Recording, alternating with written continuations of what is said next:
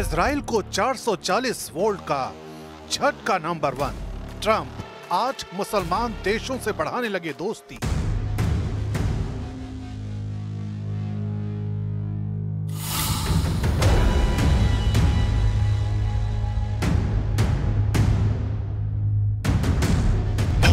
Israel को 440 volt का झटका नंबर 2। ईरान ने लॉन्च कर दी इंटरकॉन्टिनेंटल मिसाइल।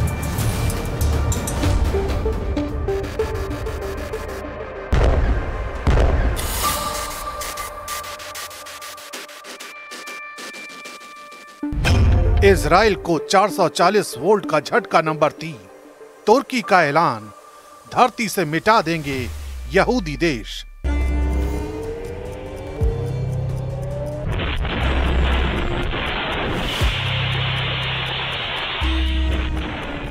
इजराइल को 440 वोल्ट का झटका नंबर 4। मुस्लिम देशों से ज्यादा कट्टर दुश्मन बना France.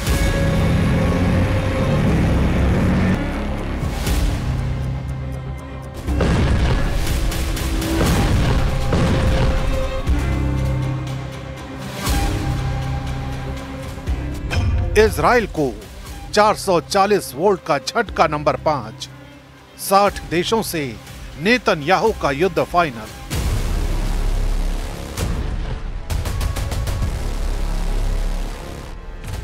Gaza, Yemen, Lebanon, Syria और कतर को कुचल डालने वाले इजराइल के खिलाफ भयानक हमले की तैयारी शुरू हो गई है। इजराइल पर एक साथ कई दुश्मन सेनाएं हमले की तैयारी में हैं। इजराइल पर हमला पारंपरिक हथियारों के साथ महाविनाशकारी हथियार से भी हो सकता है। युद्ध को जल्द से जल्द जीतने की इजराइल की कोशिश पर ब्रेक लग गया है। इजराइल इंटरनेशनल वॉर कॉन्स्पिरेसी में बुरी तरह फंस चुका है। प्रेसिडेंट ट्रंप के रुख ने नेतन्याहू की धड़कनें बढ़ा दी हैं। ट्रंप मुस्लिम देशों से मीटिंग कर रहे हैं। ट्रंप नेतन्याहू को कड़वी दवा की घुट्टी पिला रहे हैं।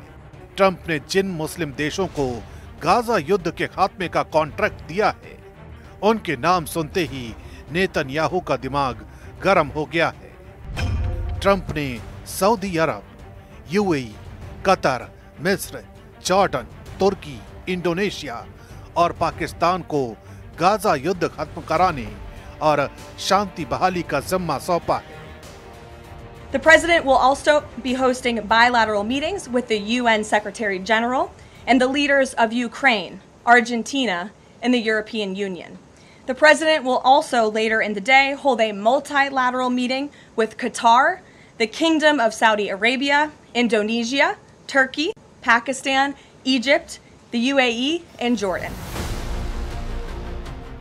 इजराइल के सबसे कट्टर दुश्मनों का जमघट लगाकर ट्रंप ने नेतन्याहू को सख्त संदेश दिया है। ट्रंप के बदले हुए प्लान के बाद नेतन्याहू का ऑपरेशन गाजा फ्लॉप हो सकता है। असल में ट्रंप गाजा में मुस्लिम देशों की सैन्य तैनाती का प्लान बना चुके हैं। यानी जिन 8 देशों के साथ उन्होंने मीटिंग की है, वो सब मिलकर एक शांति सेना गाजा में तैनात कर सकते हैं, जिसके बाद इजराइल को गाजा में हमले से रोका जा सके, जिसके लिए इजराइल फिलहाल तैयार नहीं है। प्रेसिडेंट ट्रंप मुस्लिम देशों के साथ हुई मीटिंग की इनसाइड स्टोरी अब तक सामने नहीं आई है, लेकिन ट्रंप का यह फॉर्मूला नेतन्याहू किसी भी कीमत पर मानने को तैयार नहीं है। वो पहले भी साफ कर चुके हैं कि फिलिस्तीन देश नहीं बनने दिया जाएगा। नेतन्याहू अपने नेक्स्ट एक्शन के लिए ट्रंप से मीटिंग भी फाइनल कर चुके हैं, लेकिन ट्रंप को साथ रहने भर से उन्हें सफलता नहीं मिलने वाली, क्योंकि इजराइल को भी नक्शे से मिटाने की धमकी दी जाने लगी है। ये कोई और नहीं बल्कि तुर्की दे रहा है। तुर्की के राष्ट्रपति यूएन महासभा में अपने भाषण में गाजा के मुद्दे को सबसे प्रमुखता से उठाने का ऐलान किया है। एर्दोआन ने यह भी दावा किया है कि वो फिलिस्तीन को मान्यता दिलाकर ही दम लेंगे। Konuşmamda Gazze'deki insani felaket ve mezalimi özellikle gündeme getireceğim. 80. Genel Kurulu diğerlerinden farklı kılan özelliği birçok ülkenin Filistin devletini tanıyacak olmasıdır. Biz bu tanıma kararlarının iki devletli çözümün hayata geçirilmesine ivme kazandırmasını temenni ediyoruz. तुर्की के बारूदी तेवर ने Israel को भड़का दिया है। Israel की तरफ से धमकी दी गई कि नेटो सदस्य होने के भ्रम में तुर्की तबाह हो सकता है। अमेरिकन इंटरप्राइजेज इंस्टीट्यूट के सीनियर माइकल रोबिन ने एक बयान में कहा कि कतर की तरह तुर्की को भी इजराइल दहला सकता है। इजरायली अकादमी की बड़ी हस्ती मियर मासरी ने इससे आगे बढ़कर यह तक कहा है कि तुर्की को नेटो मेंबर होने का मुगालता भूल जाना चाहिए। इसके जवाब में एर्दोआन के सलाहकार ने कहा है कि जल्द ही इजराइल इस धरती के नक्शे से मिट जाएगा, उसके बाद फिर इन्हें पता चलेगा। जो धमकी नेतन्याहू ने फिलिस्तीन को दी है वही उन्हें एर्दोआन की तरफ से मिली है। लेकिन इन सब से बड़ा थ्रेट इजराइल के सिर पर मंडरा रहा है, वो है ईरान की नई इंटरकॉन्टिनेंटल मिसाइल। ईरान ने अपनी विध्वंसक मिसाइल का धमाका कर दिया है। अभी ईरान की मिसाइल का ट्रेलर देखिए, आगे डिटेल भी जानेंगे। सितंबर को ईरान की सबसे विनाशकारी मिसाइल की झलक दिखी। तब मिसाइल को लेकर कई तरह के दावे किए गए, मगर पूरा सच ईरान ने अब बताया है। ईरान की इजराइल किलर मिसाइल का पूरा ब्यौरा फ्रांस से मिले नेतन्याहू को चैलेंज के बाद देखते हैं। फ्रांस ने इजराइल को कई फ्रंट के वॉर ट्रैप में फंसाया है।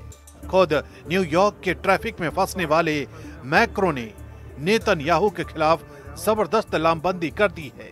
ब्रिटेन, कनाडा, ऑस्ट्रेलिया और पुर्तगाल के साथ फ्रांस ने फिलिस्तीन को मान्यता दी थी। Le temps est venu. Time has come. This is why, loyal to my country's historic commitment to the Middle East, for peace among Israeli people and Palestinian people, I declare that France recognizes today the state of Palestine. Macro के फैसले का Israel ने जबरदस्त विरोध किया है। France में Israel के राजदूत जोशुआ एल जारका ने मैक्रो को मिडिल ईस्ट युद्ध का रियल विलेन बता डाला है। The announcement of last night, I think when it comes to the history of diplomacy in the Middle East, is one of the biggest waste of a significant tool that could have helped promoting peace, and instead of that is creating unrest. France is unfortunately becoming a destabilizing agent in the Middle East because of their, I don't know if what is behind it, but the need for them to make statements that are, more show than anything else. France Europe में फिलिस्तीन समर्थकों का अगुवा बन रहा है। हालांकि Macron के रुख से कई देशों में हालात खराब होने लगे हैं। इटली विरोध प्रदर्शन की आग में जल रहा है। फिलिस्तीन राष्ट्र के समर्थन की मांग कर रहे प्रदर्शनकारियों ने जॉर्जिया मेलोनी के खिलाफ जबरदस्त प्रदर्शन किया। मिलान, रोम, वेरिस, नेपल्स और जेनोआ में हिंसा और आगजनी हुई।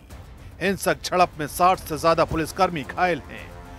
इजराइल को हथियार भेजने के विरोध में कई बंदरगाहों को ब्लॉक कर दिया गया है। वेनिस में पुलिस को प्रदर्शनकारियों को हटाने के लिए वाटर कैनन का सहारा लेना पड़ा।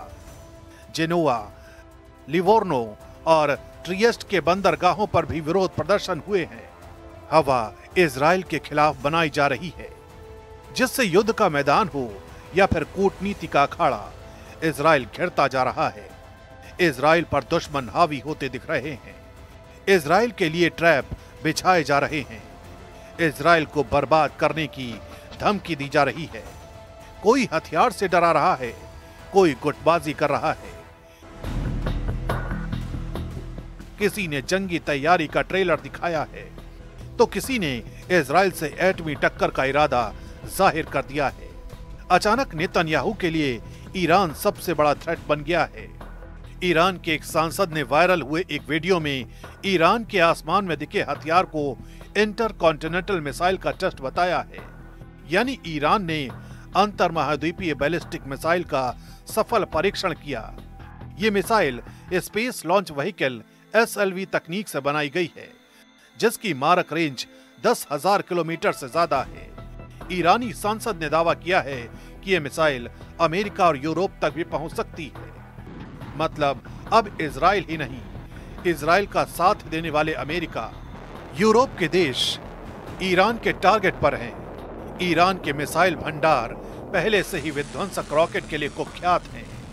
मेजर जनरल याहिया रहीम सफवी का दावा है कि उनका परमाणु कार्यक्रम और मिसाइल टेक्नोलॉजी ईरान के वैज्ञानिकों की मेहनत का नतीजा है और उसे तबाह नहीं किया जा सकता। ईरान ने हजारों मिसाइल और ड्रोन का उत्पादन किया है और सभी सुरक्षित जगहों पर रखी गई हैं। ईरान की तरफ से ऐसी वार्निंग इसलिए आ रही है क्योंकि व्हाइट हाउस में डोनाल्ड ट्रंप और बेन्यामिन नेतन्याहू की मीटिंग होनी है और इस मुलाकात को लेकर नेतन्याहू के हौसले बहुत ज्यादा बुलंद हैं। नेतन्याहू ने कहा कि गाजा में हमारा मिशन पूरा नहीं हुआ है।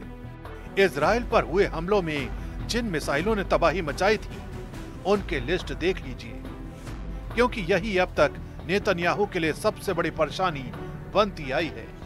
इनमें सबसे खतरनाक फत्ताह 1 और खैबर शिकर मिसाइल शामिल है।